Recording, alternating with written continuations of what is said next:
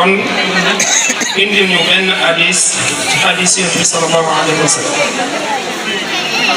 أعوذ بالله من الشيطان الرجيم قال رسول الله صلى الله عليه وسلم إن شر الناس منزلة عند الله يوم القيامة من تركه الناس ابتغاء أنفسه رواه البخاري ومسلم عن عائشة Yonent bi sallallahu alayhi wa sallam wax na ne ki gën a yées le wàccuwaay ci nit ñi ëllëg yawmal qiyaama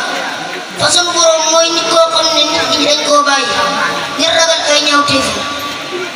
yàlla nañ ci yàlla musal wala am na solo lool. takbir takbir